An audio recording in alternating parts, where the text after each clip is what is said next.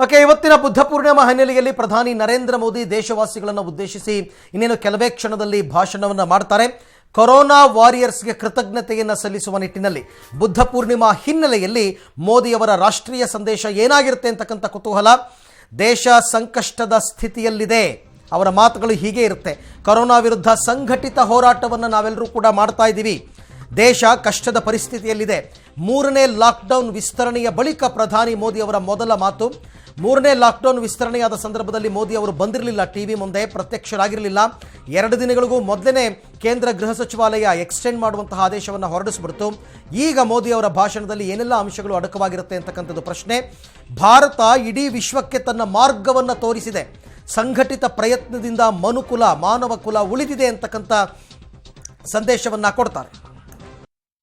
बुद्ध के अनुयायियों को बुद्ध पूर्णिमा की, बैसाख उत्सव की बहुत बहुत शुभकामनाएं। ये मेरा सौभाग्य है कि मुझे पहले भी इस पवित्र दिन पर आपसे मिलने, आप सभी से आशीर्वाद लेने का अवसर मिलता रहा है।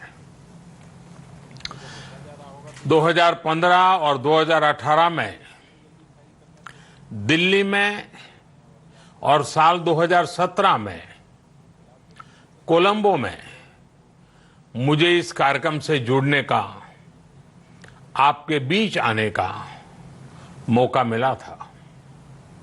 हाँ, इस बार परिस्थितियां ही कुछ और हैं, इसलिए आमने सामने आकर के आपसे मुलाकात नहीं हो पा रही है। साथियों, भगवान बुद्ध का वचन है, मनो पुब्बम गमा धम्मा, मनोसेट्टा मनोमया, यानी धम्म मन से ही होता है, मन ही प्रधान है, सारी प्रवृत्तियों का अगुवा है। इसलिए आपका और मेरा मन का जो जुड़ाव है, उसके कारण सशरीर उपस्थिति की कभी उतनी महसूस नहीं होती। आपके बीच आना बहुत खुशी की बात होती, लेकिन अभी हालात हमें वो परमिट नहीं करते हैं, और इसलिए दूर से ही टेक्नोलॉजी के माध्यम से आपने मुझे अपनी बात रखने का अवसर दिया। इससे बढ़कर के संतोष और क्या हो सकता है। साथियों, लॉकडाउन की इस विकट परिस्थितियों में भी वर्चुअल बैसाख बुद्ध पूर्णिमा दिवस समारोह, इसके इस आयोजन के लिए अंतर्राष्ट्रीय बौद्ध संघ प्रशंसा के पात्र है। आपके इस अभिनव प्रयास के कारण ही इस आयोजन में विश्व भर के लाखों अनुयायी एक दूसरे के साथ जुड़ रहे हैं। लुम्बिनी, बोधगया, सारनाथ और कुशीनगर के अलावा श्रीलंका के श्री अनुराधापुर स्तूप और वासुदेवा मंदिर में हो रहे समारोहों का इस तरह एकीकरण कितनी अद्भुत कल्पना है, कितना सुंदर दृश्य है। हर जगह हो रहे पूजा कार्यक्रमों का ऑनलाइन प्रसारण होना अपने आप में अद्भुत अनुभव है। आपने इस समारोह को कोरोना वैश्विक महामारी से मुकाबला कर रहे पूरी दुनिया के हेल्थ वर्कर्स और दूसरे सेवा कर्मियों के लिए प्रार्थना सप्ताह के रूप में मनाने का संकल्प लिया है। करुणा से भरी आपकी इस पहल के लिए मैं आपकी सराहना करता हूं। मुझे पूरा विश्वास है कि ऐसे ही संगठित प्रयासों से हम मानवता को इस मुश्किल चुनौती से बाहर निकाल पाएंगे, लोगों की परेशानियों को कम कर पाएंगे। साथियों, प्रत्येक जीवन की मुश्किल को दूर करने के संदेश और संकल्प ने भारत की सभ्यता को, संस्कृति को हमेशा दिशा दिखाई है। भगवान बुद्ध ने भारत की संस्कृति और इस महान परंपरा को बहुत समृद्ध किया है। वो अपना दीपक स्वयं बने और अपनी जीवन यात्रा में दूसरों के जीवन को भी प्रकाशित करते रहे। और इसलिए बुद्ध किसी एक परिस्थिति तक सीमित नहीं है, किसी एक प्रसंग तक सीमित नहीं है। सिद्धार्थ के जन्म, सिद्धार्थ के गौतम होने से पहले और उसके बाद इतनी शताब्दियों में समय का चक्र अनेक स्थितियों, परिस्थितियों को समेटते हुए निरंतर चल रहा है। समय बदला, स्थिति बदली, समाज की व्यवस्थाएं बदली, लेकिन भगवान बुद्ध का संदेश हमारे जीवन में निरंतर प्रवाहमान रहा है। ये सिर्फ इसलिए संभव हो पाया है क्योंकि बुद्ध सिर्फ एक नाम नहीं है, बल्कि एक पवित्र विचार भी है। एक ऐसा विचार जो प्रत्येक मानव के हृदय में धड़कता है, मानवता का मार्गदर्शन करता है। बुद्ध त्याग और तपस्या की सीमा है।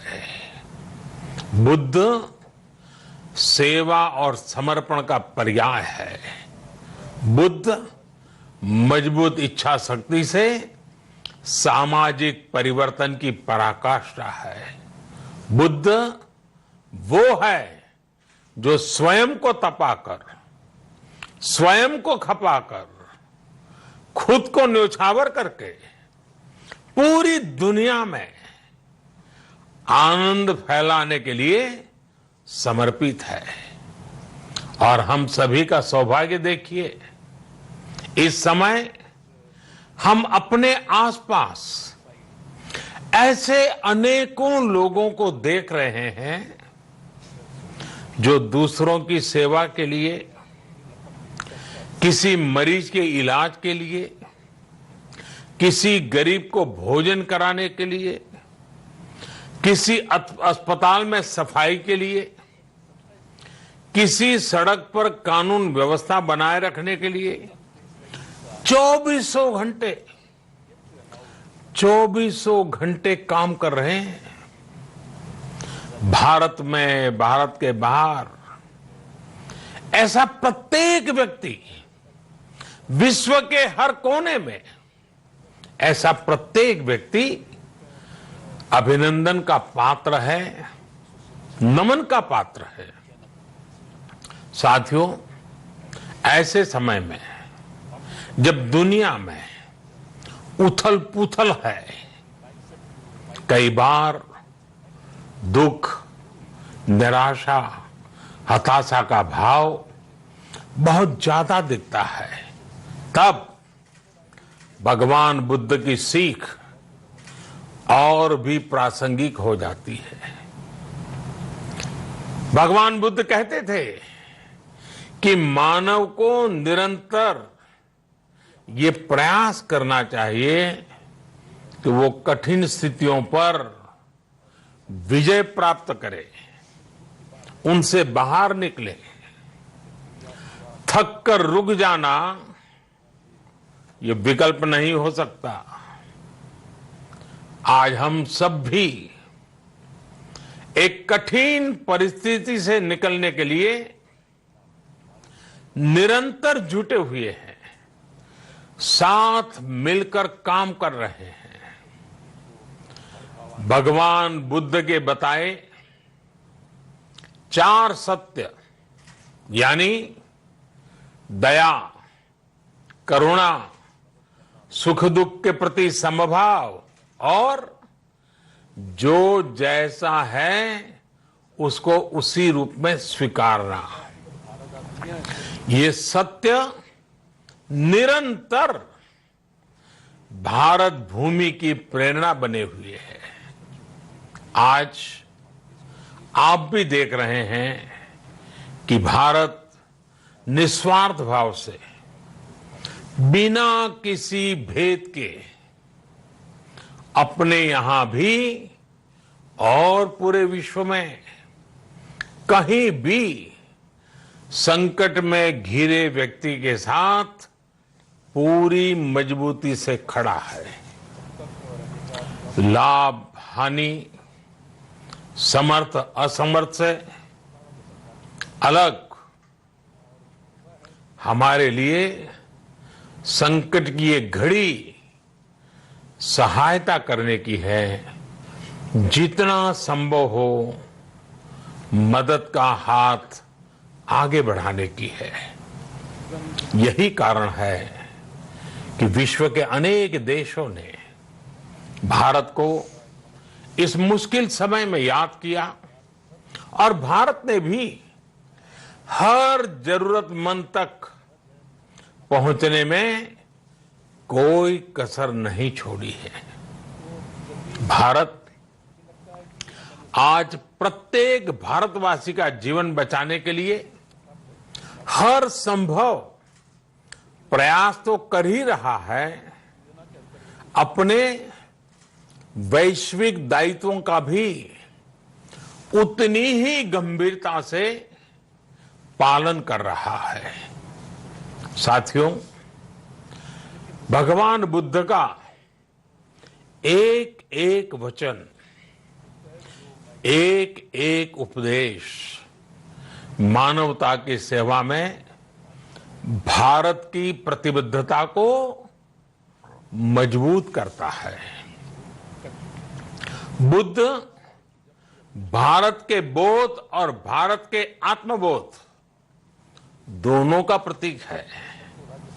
इसी आत्मबोध के साथ भारत निरंतर पूरी मानवता के लिए, पूरे विश्व के हित में काम कर रहा है और करता रहेगा। भारत की प्रगति हमेशा विश्व की प्रगति में सहायक होगी। साथियों, हमारी सफलता के पैमाने और लक्ष्य दोनों समय के साथ बदलते रहते हैं, लेकिन जो बात हमें हमेशा ध्यान रखनी है वो ये कि हमारा काम निरंतर सेवा भाव से ही होना चाहिए। जब दूसरे के लिए करुणा हो, संवेदना हो और सेवा का भाव हो तो ये भावनाएं हमें इतना मजबूत कर देती हैं कि बड़ी से बड़ी चुनौती से आप पार पा सकते हैं। सुप्पबुद्धम पबुज्जन्ति सदाघोतम सावका, यानी जो दिन रात हर समय मानवता की सेवा में जुटे रहते हैं, वही बुद्ध के सच्चे अनुयायी हैं। यही भाव हमारे जीवन को प्रकाशमान करता रहे, गतिमान करता रहे। इसी कामना के साथ आप सभी का बहुत बहुत आभार। इस मुश्किल परिस्थिति में आप अपना, अपने परिवार का, जिस भी देश में आप हैं वहां का ध्यान रखें, अपनी रक्षा करें और यथासंभव दूसरों की भी मदद करें। सबका स्वास्थ्य उत्तम रहे, इसी मंगल कामना के साथ मैं मेरी वाणी को विराम देता हूं। धन्यवाद। सर्वमंगलम।